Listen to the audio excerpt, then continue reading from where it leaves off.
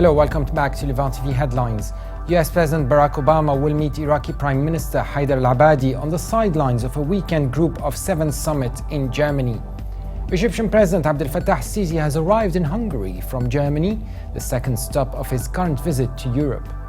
Kuwait has closed the privately run Al-Watan satellite television channel, which has been critical of the government, citing financial reasons. Britain, France and Spain and the United States are seeking UN sanctions against 2 Libyans accused of obstructing United Nations talks on forming a national unity government.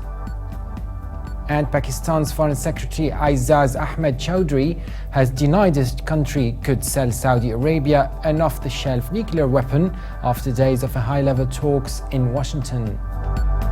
Now let's have a look at the top headlines in today's newspapers in the Middle East.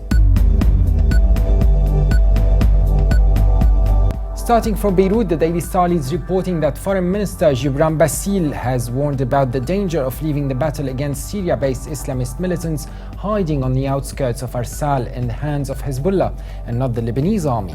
The paper also reports that a Cypriot court has extended the detention of an Lebanese-Canadian man who was arrested after police seized 5 tons of a chemical compound that can be turned into an explosive at a home he was staying in.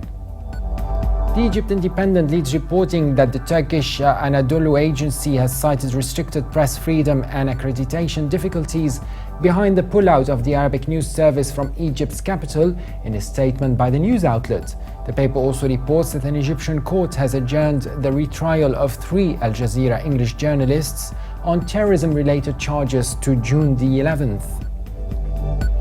From the UAE, the Khalij Times leads reporting that the spectre of revolt came back to haunt the FIFA after England announced it could host the 2022 World Cup if it was stripped from Qatar.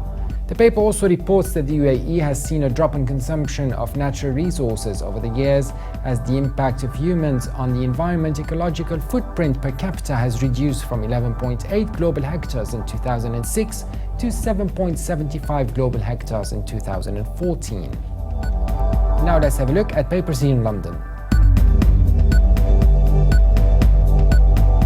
The Independent leads its Middle East news section reporting that Tony Blair's globe-trotting brand of peace has taken another unexpected step to chair the European Council on Tolerance and Reconciliation, which campaigns for tougher laws on extremism.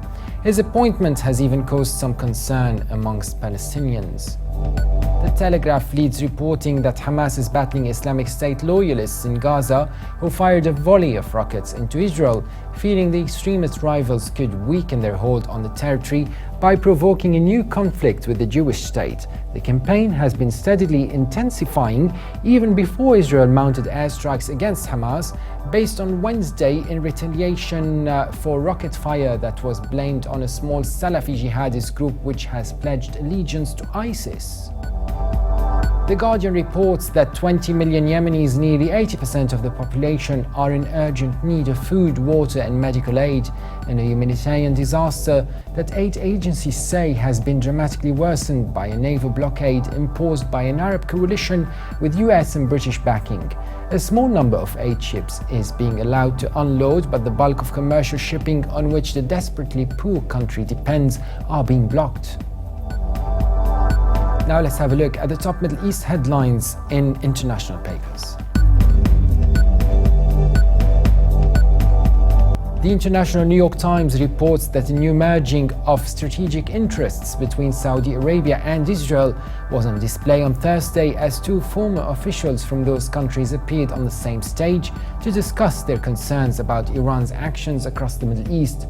In an appearance at the Washington office of the Council on Foreign Relations, a retired Major General in the Saudi Armed Forces, Anwar Ishki, and a former Israeli ambassador close to Prime Minister Benjamin Netanyahu, Dori Gold, described their common interests in opposing Iran.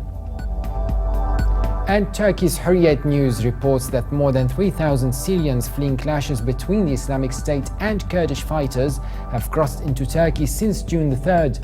Kurdish forces are trying to drive the militants out of al-Abadi in Syria's Hasaka province, close to the Turkish border town of al-Kashale. And for more updates, please visit levant.tv. Thanks for watching. Be sure to join us again tomorrow, and bye for now.